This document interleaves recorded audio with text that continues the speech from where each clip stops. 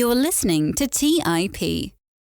We have the honor today to sit down with Patrick Lee, who is a co-founder and former CEO of Rotten Tomatoes, a leading entertainment website focused on movie reviews and news, and one of the top 800 most trafficked websites in the world.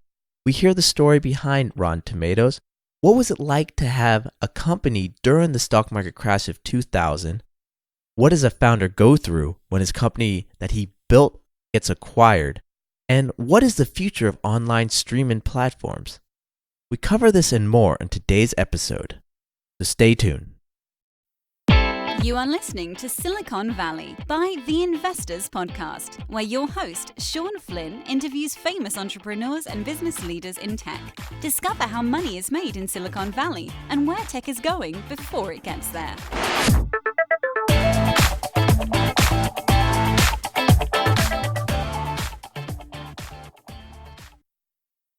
I'd like to welcome our guest today, Patrick Lee, the founder of Rotten Tomatoes. Patrick, thank you for taking the time today to be a guest here on Silicon Valley.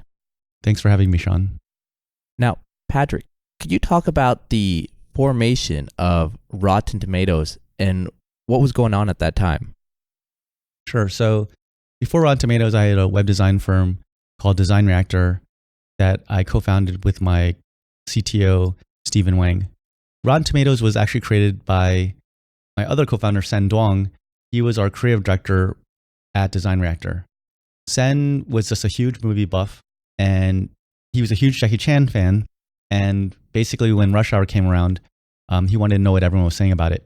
So he went out and came with this idea of gathering all the reviews in one place. Similar to a newspaper ad for a movie, it would look like a movie poster with quotes all over it, except those quotes would always be good. So Sen's idea was like, what if I take all the quotes from professional critics only, good and bad, and put them in one place? And that's kind of how Rotten Tomatoes was born. We were hosting the site for him for about a year. And during that time, he was putting a lot of time into it on the side, and it was kind of affecting his work. And we were like, oh, we don't know if it makes sense for you to be putting so much time into this. But after that year, we kind of came around, and there was a couple of things, like Roger Ebert wrote an article for a magazine pointing out his favorite movie sites, and Rotten Tomatoes was one of them. And also when Pixar released A Bug's Life, we saw a big spike in traffic on Rotten Tomatoes, and it was coming from Pixar. So we were like, hey, if Pixar's using this, if Roger Ebert's using this, maybe there's something there. But then when we went out, I went and raised $1 million for it. We took our design team, 25 people, moved them all over to focus on Rotten Tomatoes, and we started running that as a business. This was in January of 2000. Your company must have then gone into kind of hyper growth at that point. Can you kind of talk about that? We actually didn't have any kind of hyper growth. When we raised in January 2000, internet bubble burst 2 months later. And we actually had to cut from 25 people down to 7 over the course of a year. The problem when the bubble burst was not only that people couldn't raise money anymore, but most internet sites were reliant on ad revenue. That ad revenue was mostly coming from other internet sites. And so people couldn't make money anymore because these internet sites didn't have the money to buy the ads anymore. So when you cut up all the funding and cut out the revenue, these businesses were going out like closing left and right. And I think we identified about 100 competitors or potential competitors when we first started. Pretty much within a year, I think like 90% of them were out of business. So it was like a pretty tough time. And it was like the opposite of hypergrowth. We were just trying to stay alive. So then how did you keep your team together in that atmosphere? Well, we tried to run everything like a family. Even when we knew we had a cut, we told people what was going on so they all knew. We accelerated vesting for folks that had to leave. We told them also start looking for something, and we kept everyone employed until they found work elsewhere so they didn't have any kind of gap. We ended up with 7. At 7, we still weren't even break even. And even at 7, everyone took at least a 30% pay cut. Myself and our marketing person, Paul, went to 0. But we felt that if we went below 7, that we wouldn't be able to run it as a real business. We tried to just communicate everything with everyone. And even afterwards, we did what we could to try and help people find jobs, and still had everyone kind of keep in touch with each other, even when they weren't able to stay on with our company. So then what was the final decision to sell the company? We were getting offers. We sold in 2004. We were getting offers before then but they were like 10 cents on a dollar, 25 cents on a dollar. We felt like we're not going to sell for anything less than our post-money valuation. So we had raised $1 million on a $5 million pre, so it was a $6 million post. So we're like, we're not selling for less than 6, just because we want to get our investors their money back. And that was the bar we had set for ourselves. When we finally got an offer from IGN Entertainment above that 6 million number, then we actually went back, talked to investors, and everyone was okay with it. And we just kind of negotiate from there. I think we ended up selling for 10, which isn't a huge number, but back then, everything else our investors invested in tech went to zero. For us to even be around and for them to make some money off of their investment was actually, I think, pretty hard at that time. The conversations between the acquirer and the acquiree, what does that kind of look like? Is it just, here's an offer and then that's it? Or is there a lot of negotiation, investment bankers involved? How does it work? I wouldn't say I'm an expert or anything, and especially back then, it was the first time anything like that ever happened. We felt that the numbers seemed so low that maybe it didn't make sense to get a banker. I mean, looking back, I don't know if that was the best decision. We reached out to our connections to try to get some competitive offers. So we had other groups like CNET, which owns GameSpot. We talked to Hollywood.com, I think was another one. And so we talked to like 3 or 4 different companies, offers that were in the same ballpark, but we felt IGN made more sense. With IGN, we went back and kind of negotiated a little bit. They raised it to 10 million, but they wanted us to sign a no-shop agreement, meaning we couldn't talk to other people for, I think it was like 6 months. So we did that. Looking back, I think one of the big kind of mistakes that I made was that myself and my 2 co-founders, Steven and Sen, we were all pretty introverted. We were all just happily working on the product and just trying to survive. But we didn't have much of a network. Like, we didn't know almost anyone. I look at that as a lot of that was my fault, being the CEO. And so when we had a chance to sell, had we had a better group of folks to advise us, we might have known better, like, should we sell? Is this the right time to sell? How to sell? Should we get a banker? Getting more competitive offers? All of that process. And we kind of just winged it, but based on no actual experience in doing it. And so I think it was okay, but looking back, I think we definitely could have done a better job of optimizing around that. And that was my mistake. After the papers were signed and the company was transferred over, what were the next steps? Most of the team ended up having to be in a 2-year contract to stay on board after the sale. I actually negotiated to not have that. So I went immediately to China to try and do another startup because I was just interested in doing other things. In the year afterwards, IGN sold to News Corp. And as a result, because of that sale, people weren't locked in anymore. And so at that point, my old CTO, Steven, moved over to China as well to join me in doing the startup I was working on over there. And so for me, outside of a couple of meetings during the negotiation, and maybe for the next couple of weeks afterwards, I would go in to kind of coordinate on stuff. And then afterwards, it was just handed it off and I moved on to my next thing. You're a serial entrepreneur. You've done quite a few things. Could you talk about some of the things you've done since then? Sure. So when I went to China, I was basically trying to do something a little bit like Yelp, merchant ratings and reviews. I joined my friend that I had done my first company with, and they built a system where they actually had card readers that they would put into stores that was like a loyalty program. So people could go and get a card that they could then go to these different stores, and when they bought something, it would swipe it and it would help track their purchases to take that information to then have better loyalty, to give them, discounts, to send rewards and other things so the shop can have a better idea of their customers and have more interactions with those customers, and the customers could get discounts and bonuses and things like that for patroning those shops. It didn't totally work.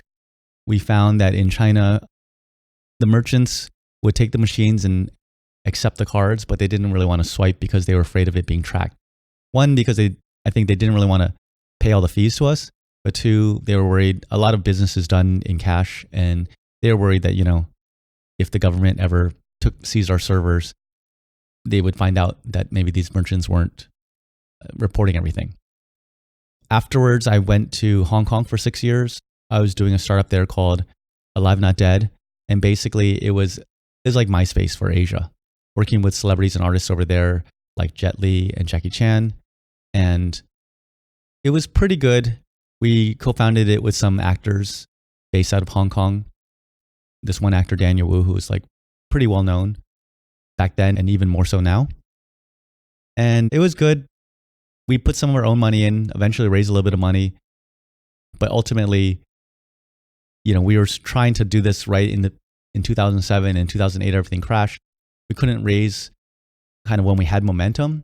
And so it was a little bit difficult. Was the aftermath of it?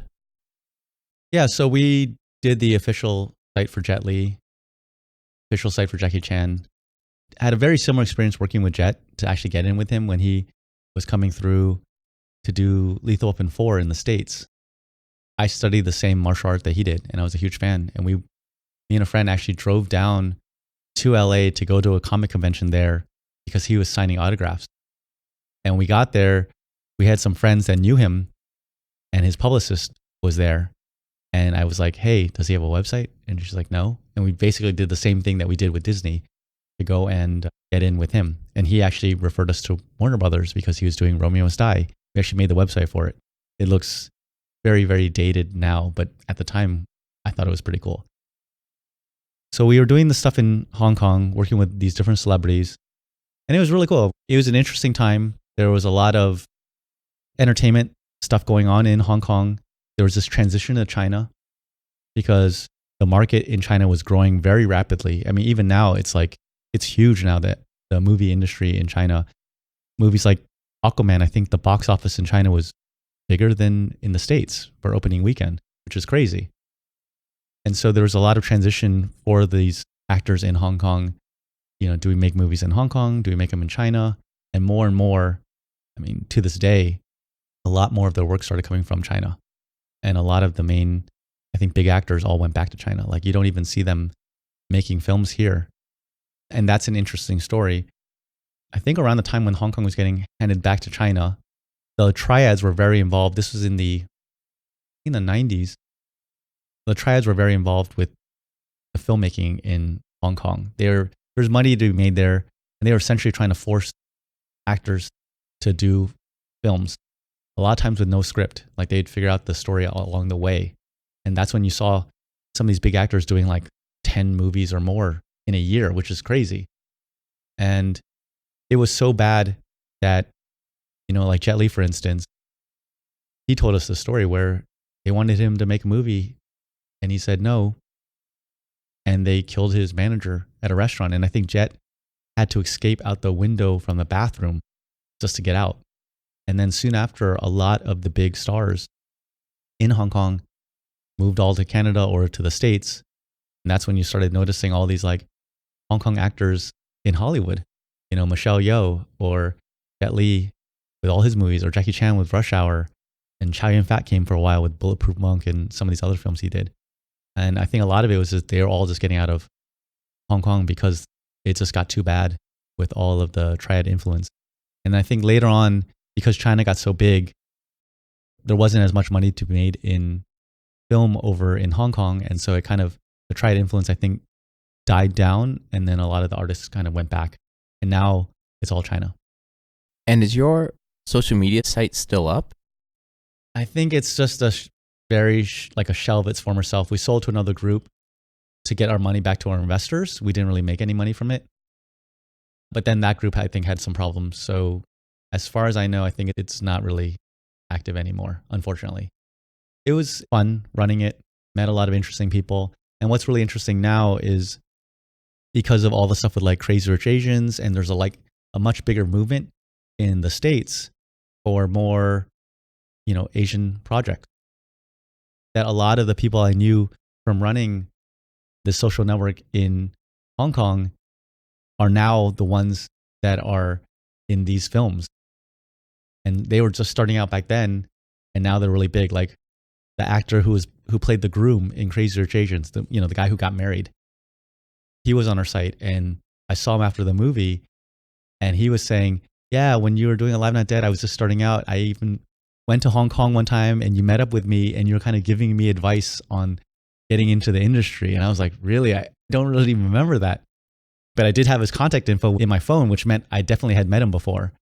Yeah, and there's like a number of cases where folks back then and now, either in China or in the States, they're doing much better, and it's amazing to see. So even though our site isn't around, I still have a lot of like contacts and friendships that I made from during that time that are still carrying into today. And then the last project I did, the company I did, was back in the Bay Area. It was a mobile gaming company. I did it with my friend, a different friend from my first company, and we were making synchronous multiplayer games for mobile, so for iOS and Android. We ended up launching a game. I think it was pretty well made. The metrics weren't there. We just couldn't make enough per user relative to how much it costs to acquire users. And so after a couple of months, decided to just kind of move on. So after that, just been taking a break, seeing friends and family, doing a lot of speaking. And right now I'm actually volunteering as a mentor for an accelerator in Hawaii, just kind of working with startups, advising startups, and figuring out what's next. Can you talk about how the accelerator programs in Hawaii are different or similar to the accelerator programs that might be here in Silicon Valley? In Silicon Valley, and specifically something like Y Combinator, Y Combinator is the biggest and best one, and they kind of get first crack at all the startups. So the ones that go in there, generally it's very competitive to get in. The quality is very, very high. I would say after that, there's a bit of a drop off to other places, to other accelerators anywhere in the world. Unless they are very specific to certain themes or whatever. So like we're only food-based or we're only hardware-based or whatever. Those can sometimes still get pretty good startups. I don't know if those startups would choose them over Y Combinator, but they can get ones in the same range. But otherwise, it's not that easy. The ones in Hawaii are not bad. They all have a tie back to Hawaii. Yeah, like a Y Combinator or I think Bay Area, it's just the quality, the competition, everything is just kind of another level. The example I like to give is, you can make a movie anywhere, but if you're going to try and make Avengers, you need Hollywood. And I think it's similar for tech when you compare Silicon Valley to anywhere else in the world. While you're mentoring these startups, what is some typical advice that you give them or that you find yourself most frequently giving them? I would say the number one thing I tell startups is to focus. And this is based on my own experience. The companies where we are really focused, my design firm, which is a second company, and Rotten Tomatoes, things just worked. And everything was just easier. And our design firm, actually, before we got focused, we originally started, we weren't just web design, we were actually 3D design and print design. And we weren't just entertainment industry, we were like everything. And it was just a mess. And it was super hard, and you're cold calling, and people just don't know what you're doing. And once we said, you know what, we're only web design, we're only entertainment industry, everything got easier. And actually, we never needed to cold call again after that because people would just refer like new clients to us. The ones where we weren't focused, which is actually all the companies post Rotten Tomatoes, it just didn't work. Like when we were trying to do too many features, too many products, it's just harder. And so one thing I tell people when they're just starting out is one feature or product for one category, for one market. So like Rotten Tomatoes was reviews for movies in English for the English market. A lot of times what happens with entrepreneurs that I've seen is entrepreneurs by nature believe they can do anything. But as a result of it, they try to do everything. In my opinion, doing everything in the beginning is wrong. And the examples I love to bring up are, Amazon, yeah, they do everything now, but they were just selling books in the beginning. Facebook was just at Harvard. Google was just really simple search. And a lot of folks, they look at what companies are doing now and they try to like match them. And one of the things you see so often in people's PowerPoints, especially if they're first time entrepreneurs, is they'll have that like little grid where on one side it's like, here's us and here's our competitors. And on the other side, it's features. It'd be like, hey, this competitor has 2 features. This one has these 3 features. This one has these 3 features. And look at us. We have like all the way across dots, all the way across all 10 features. We have everything. And I'm like, really? You know, you're two people with almost no funding and you're trying to out-feature these huge companies, billions of dollars, you know, been around much longer, have raised tens or hundreds of millions of dollars, and you're going to out-feature them. And that's what we try to do with the company, our company in Hong Kong. Like, we were a social network for artists, and we had like photos and videos and blogs and all kinds of stuff. You could customize the pages. And I mean, it was very impressive. Steven did a great job, but a lot of it was my fault. Like, we weren't focused. And, you know, then you have things like Twitter or Instagram or Snapchat that are literally like one thing. Even YouTube is like one thing and way better. That's the advice I give to a lot of startups. And I'm always, especially when they're early on, I'm always like, do we need this? Do we really need that? Or from a market perspective, like sometimes they're like, hey, we're going to start with launching into 20 schools. I'm like, why don't you just start with one school? Facebook did that and it worked pretty well for them versus 20. Why didn't you pick the school that your kids go to, you know, if they're old enough, or the school that you go to? Focus on that one where you have the most feet on the ground and where you have the most connections, and just try and build that out. Patrick, could you talk about that design firm that you were working at or that you founded before Rotten Tomatoes?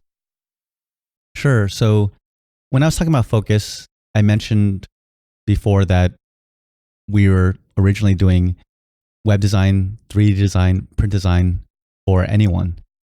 We quickly realized 3D didn't make sense because, you know, we would need all the computers in our office rendering the entire night to make like one little change. So it just wasn't, this is in the mid 90s. I mean, I think we were selling like 486s or something, really old computers. Same thing with print. Print, we are still working with pretty big files to have the print quality be good enough. And you'd have to go and submit it to get printed, you know, 2 weeks in advance to then see if the colors from the printed work matched what you saw on the screen. And so it just wasn't very fast. But back then, with web design, pages, like 100K would be a huge, heavy page. Like typically, they weren't even 20 or 30K for a single page. And so that was something that you could work with pretty quickly on a website. And we could make a change. A client could request a change. We could have it up in like 5 minutes. So it just made sense to go into web. And then in terms of the kind of clients we had, there was a really cool story we had with Disney Channel, where we were doing a lot of work for like tech companies before. And one of the people we were working with, he was like, oh, my daughter works for Disney, and this is a tech site. And he was like, why don't you come to Comdeck in Vegas? I can make intros to other tech companies like motherboard manufacturers, stuff like that, that might be interested in hiring you guys. But you can also meet my daughter who is working at Disney Channel on the website. And so we met her, and she was like, we just fired our lead developer. What do you have to show us? And what happened was the lead developer, basically they had some disgruntled engineer who put a curse word in on one of the pages, and it made it past a couple levels of QA and somehow went live. And that was it. Like, you can't do that with Disney. They were immediately canned. Our problem was we had nothing that we could show to Disney that would make sense in our portfolio. Nothing anywhere close. And so when we went back that weekend, I called out, I think it was about a dozen friends, some in our company, but a lot that weren't working for us, but they were just friends I knew that were good at art or engineering. And I'm like, look, we really need to make something to show to Disney because we don't have anything in our portfolio. So we went to their website. We went and looked on Disney Channel on their schedule to see what movies were coming up that they didn't have a website for. They didn't have one for Mighty Ducks 2. So we went to Blockbuster, rented the movie, all watched it, did like a little pizza party. And then afterwards, we went and split up the workload. And we went and built a fully functioning site for them. Cast, crew, filmography, bios, photos, everything. We even had 2 working Flash games. One of them was basically ice hockey, Pong. We sent it over after 1 weekend, and I wrote to her and I'm like, look, we don't have anything in our portfolio that matches, but we made this to show you what we can do. And she was just like, oh my God, like, there's no possible way you could have built this in advance of meeting me. Like, so she knew we made it. in one weekend. And it was pretty good quality. It didn't exactly match Disney's style. So they didn't buy that, but they ended up buying the 2 games from us. They sent over a huge style guide so we could redo it to match. And they paid us, at the time we were doing like, $500 or $1,000 websites, because we were just straight out of school. They paid us $12,500 for the 2 games total. And it was just a whole nother level of what we've been doing before. And from that, they just kept giving us more and more proposals that we would, RFPs that we'd have to go and pitch on. But we just got more and more work from them to a point where they gave us $1 million contract after, I think it was like 2 years. For a whole year of maintenance, we were building like all these games for them and actually became their lead developer for Disney Channel. And they helped refer and bring us into ABC and Warner Brothers and all these other places. And it literally came from that.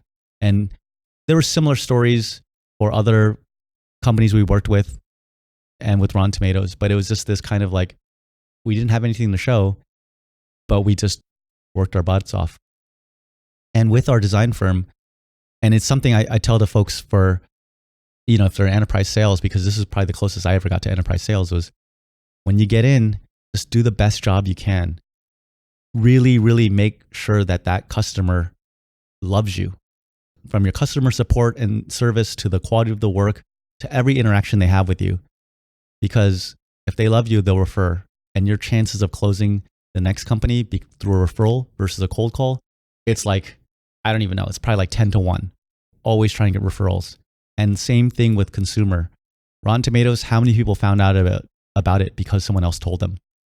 And when you have a great product or great service, clients and customers will tell other people. And that's when you know you really have product market fit. And you don't even have to like bribe them or give them any other incentive to tell someone else other than make a great product. And I guess that's another piece of advice I would give to any founders out there.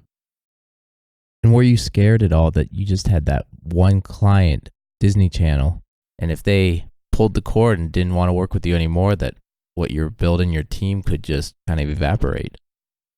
It was definitely scary, especially early on when they were our major client. I mean, even to the end, they were our biggest client.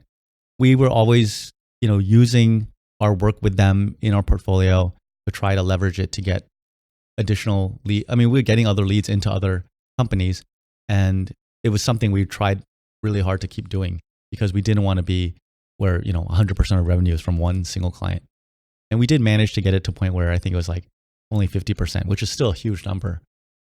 But it was something that we wanted to try to expand out from. And part of our decision to jump over to Rotten Tomatoes also was we want to do one that is our own site, not building it for other people, and that we can rely on kind of ourselves and grow revenue that way rather than project by project. What was that conversation like with these big corporates that you had partnerships with at that point when you decided to go full-time to Rotten Tomatoes? We transitioned into another group, and then still a good chunk of our team for the next 6 months or so was kind of working on both.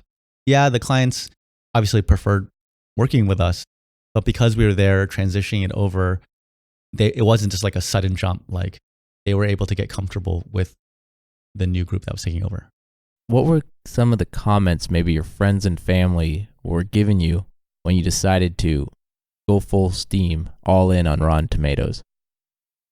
Most of the comments came when I first decided to leave school to do my first startup, which was selling computer systems and components. I had done 2 years of school at Berkeley, then left and convinced 3 other friends to leave to do that first company. That's mostly when my mom especially was like, please, I don't mind you doing a startup. Please graduate first so that you have something to fall back on. And I was like, no, I got to do this. And actually, when I was doing my second company, the design firm with Steven, his uncle and my mom actually were the ones who gave us a loan to be able to start that. I think it was in total like $30,000. And when we got the Disney contract, we were able to pay back a good chunk of it almost immediately. That was more, those early ones was more when we were getting more feedback. When we did Rotten Tomatoes, no one in our family knew what Rotten Tomatoes was, so they didn't really have an opinion. And it was a trend. By then, we were already running our companies for a couple of years. And I think people were just like, okay, these kids are going to just continue running companies. And so it wasn't an issue at that transition point, but it was more when we first left school. You're the good influence on all your buddies there. Yeah. Well, actually, of the 4 of us that left, 3 of us are still doing startups. Well, actually, no, my old co-founder Lyle now is in venture, but we continue to do startups for a long time afterwards, for 20 years. When we left, other people saw us doing it and they left. I mean, it's much less scary to make the jump when you've seen other people around you make the jump. And I think that's one reason why there is so much startup atmosphere here, is everyone in the Bay Area knows at least one person, if not more, that is doing their own startup. They probably know 10 or 20. So would you recommend then startups come in here to Silicon Valley? Or would you say it's okay for them to build the company where they might currently be at, no matter where it is in the world? Generally, I tell folks to do it where they're strongest, with their network, their friends, their family, their college, or their work.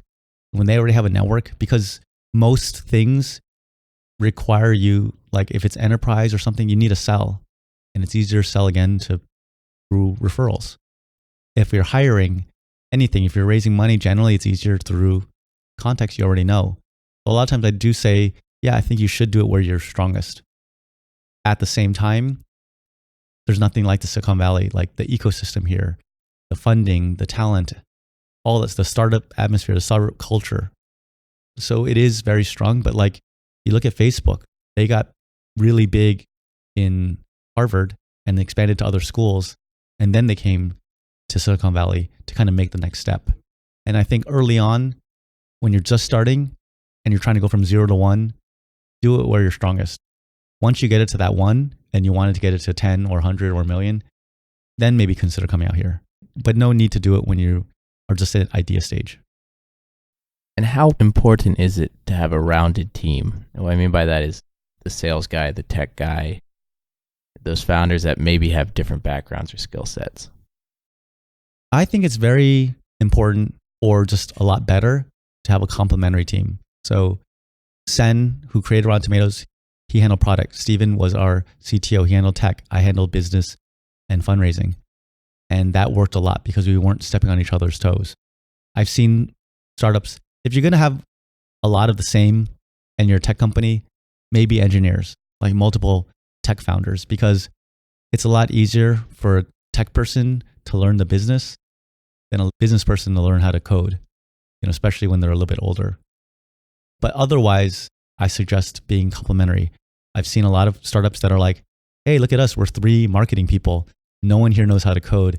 I was like, oh, it's possible, but it's just way harder, especially if you're a tech startup, because you're going to need then to probably hire a design firm or like hire an engineer to come in and build your stuff. And it's just not the same when they're not a founder.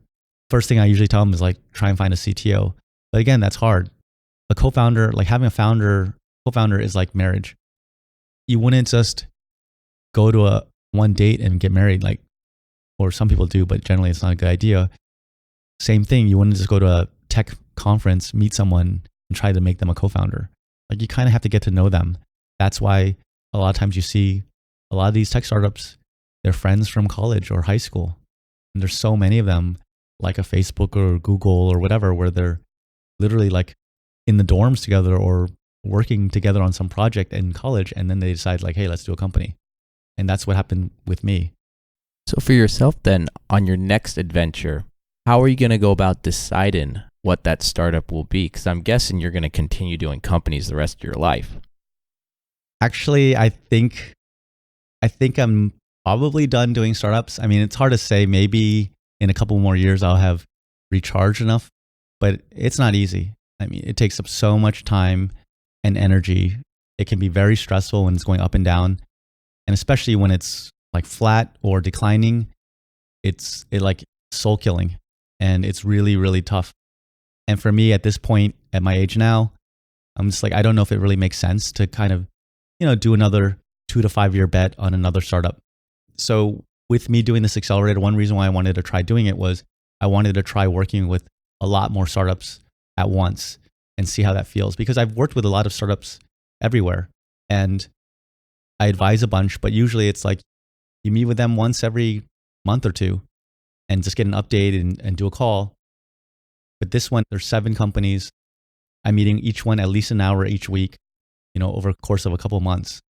And one thing I realize is I do like working with startups. Usually with startups, I'm giving them advice, I'm giving them connections. But where I see myself potentially going is probably going onto the venture side, where potentially I can also put in money. And that's a piece that a lot of startups need. And I think what is next for me is working with the next generation of startups to essentially mentor and help bring them along rather than me trying to do another one by myself. So with that being said, are there any regrets with choosing the entrepreneurial life instead of just going corporate job or doing something else? I've never worked corporate. I've done part-time jobs like early college and high school, but I've never worked in a corporate environment. To be honest, I'm a little nervous of that. My outside point of view of someone who's never worked corporate is, director level and down, it's all Dilbert, and VP and up, it's all Game of Thrones. And that's my feeling from what it looks like from the outside. I don't know if that's true. So I don't really see corporate for me. Maybe if it's the right fit, but also I don't see myself going out and doing like 5 or 6 or days worth of interviews or whatever. If I worked with anyone, it'd be like, I'd want to find someone that really wants to work with me, that they picked me out and they sell me on joining them. That's kind of the direction I see my path taking, and probably around venture. Are you looking to focus in a certain sector, a certain area, or as mentioned before, you really like just helping startups in general? Would you try to find a VC or a fund that's very broad in their investment thesis? I mean, for my background, the stuff that makes the most sense is consumer and the intersection of tech and entertainment. So there's things that are like kind of a natural fit for me to like look at and be able to judge kind of based more on the idea. I would probably want to talk to all kinds of startups because you just never know. And at least it's interesting to see what they're doing and stuff. There might be some that I imagine might be a little bit too far out in terms of what they're doing. If it's like, I don't know, like food or something like that, it might be like food science, maybe a little bit too far out. I don't know. It depends on the fund. One area that I do feel is super interesting is artificial intelligence and machine learning, AI, ML. I think that is the next wave. When you think about like technologies that have kind of changed everything over the last 50 years, it's been desktop computing, then the internet, then mobile. And each one of those brought in these like giants. I mean, Apple, Microsoft came out of the computing period. Then you got the Googles and Amazon and eBay that came out of the internet. And then with mobile, I mean, you also have like things like Facebook or Uber. Uber couldn't exist without mobile. So I think the next wave is artificial intelligence.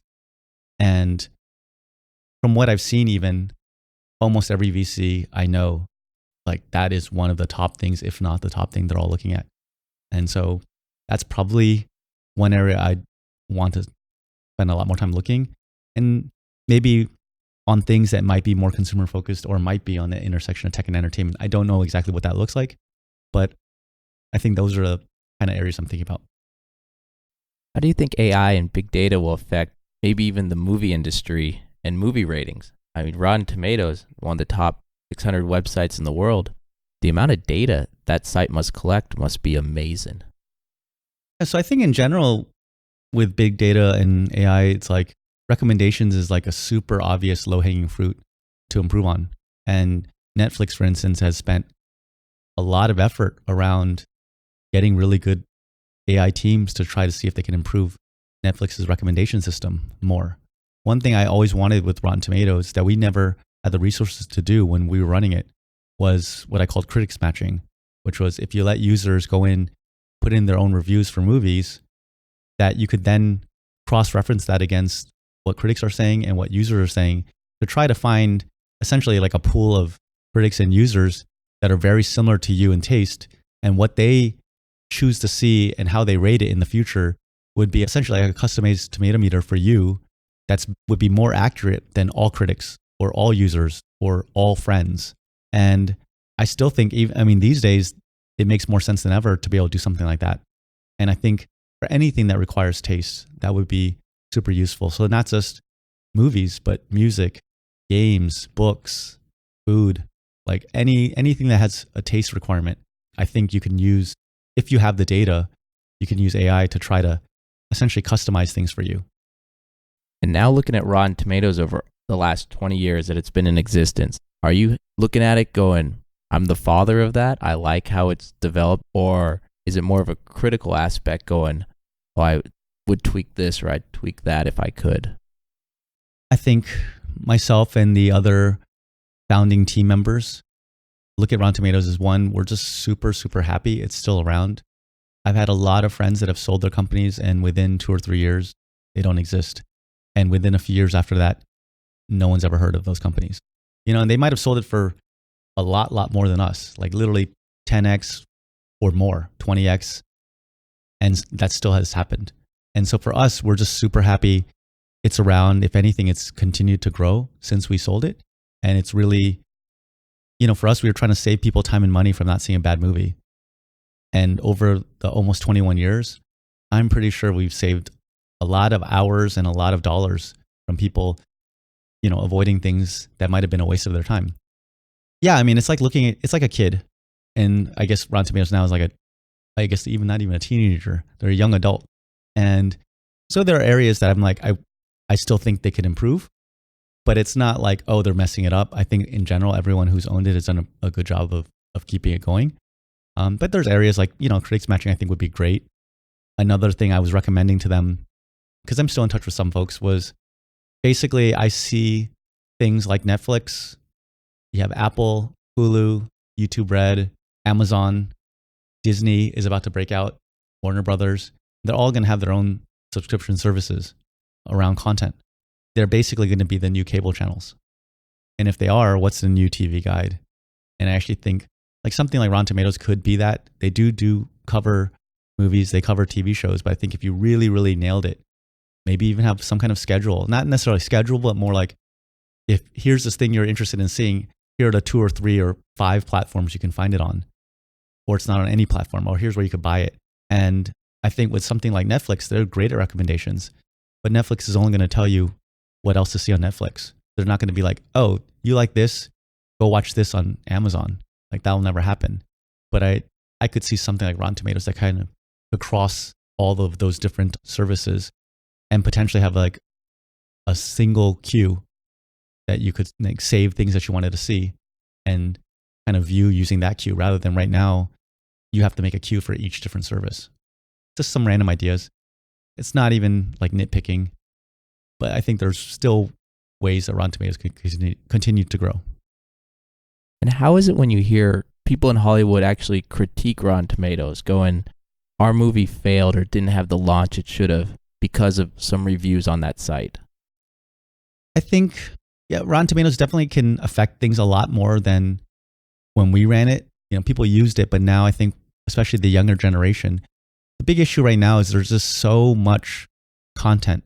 There's so many demands on a person's time.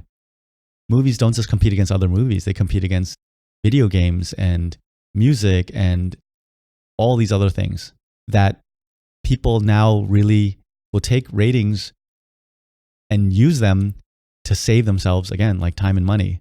And you do that with Yelp. You do that with Amazon when you're buying a product. You're not going to go buy something with a 2-star rating and 1,000 reviews on Amazon, or you probably shouldn't, right? So people do that. And with Hollywood, it's tough. I would say, especially if you're like right below fresh, 60% is fresh. If you're 59%, yeah, that's tough because that 1% probably could make a pretty big difference in your box office.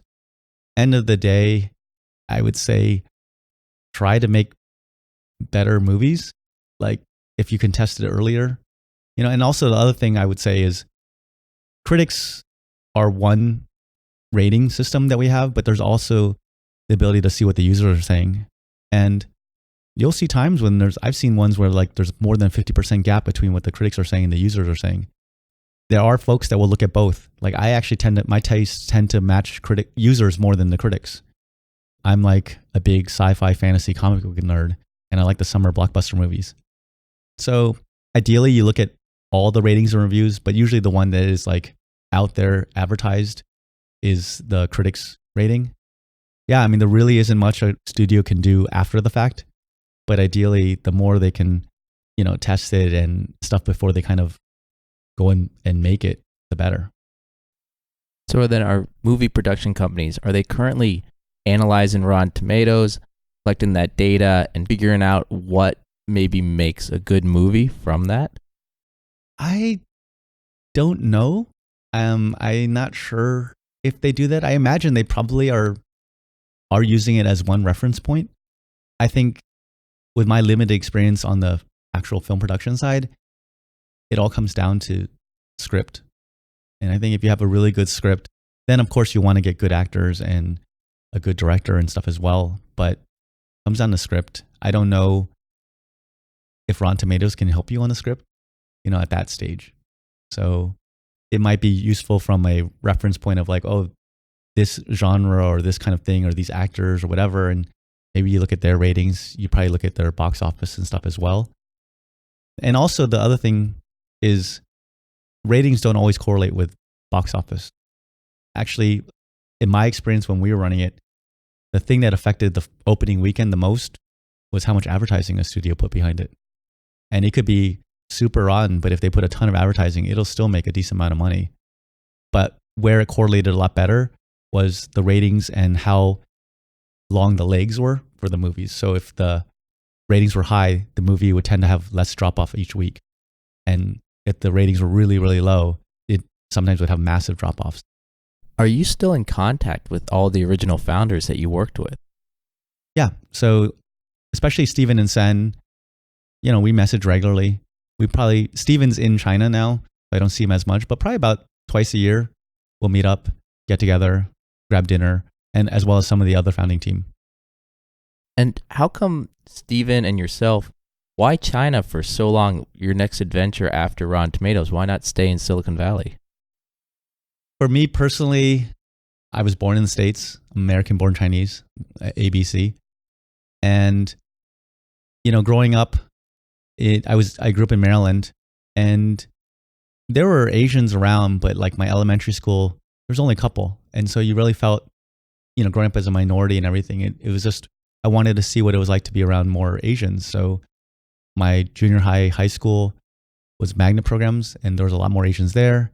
A big reason why I went to Berkeley was Berkeley's like famous for having a very high percentage of Asians at the campus.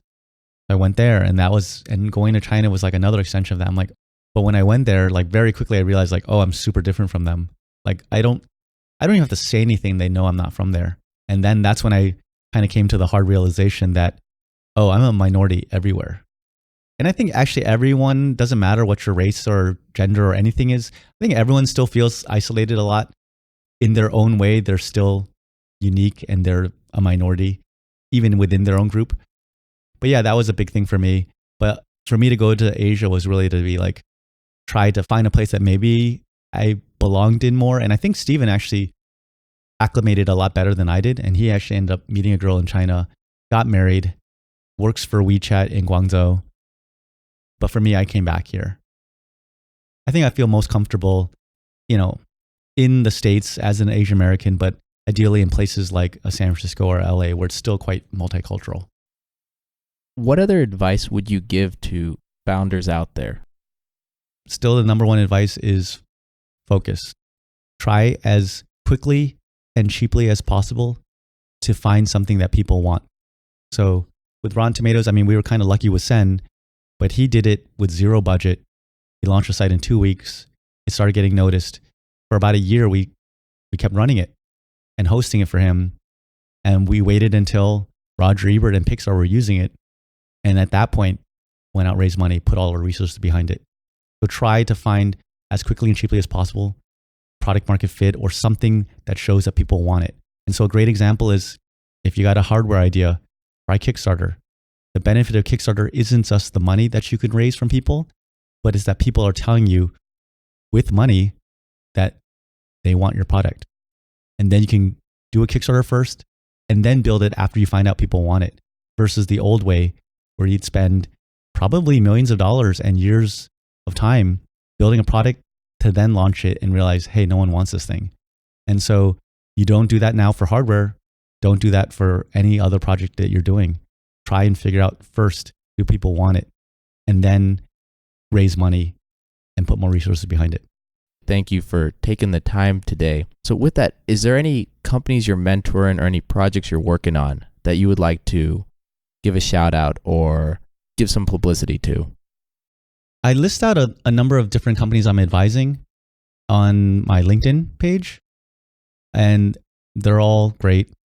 There's WePloy out in Melbourne, Australia. We have KiwiBot that's in Berkeley. They're doing food delivery with robots, which is super cool. I've seen their pitch, and I've seen the Halloween costume pictures of them. Yeah. I mean, people are actually dressing up as the KiwiBots. There's Oishi Berry that also came out of Berkeley, and they're based out in New York, and they're doing vertical farming of like super high-end strawberries. And yeah, they're doing great. I mean, I think they just raised like 20 million on a 100 million valuation, and very impressive group of folks. And there's a lot of amazing startups. There's a couple that are more stealth, but definitely, check out my LinkedIn, check out those companies, and there's some really cool ones in there. And is it okay if we put your LinkedIn in the show notes? Yeah, of course. And once again, I'd like to thank Patrick for taking the time today to be on Silicon Valley. Thank you, Sean. Thank you for listening to TIP. To access our show notes, courses, or forums, go to theinvestorspodcast.com. This show is for entertainment purposes only. Before making any decisions, consult a professional. This show is copyrighted by the Investors Podcast Network. Written permissions must be granted before syndication or rebroadcasting.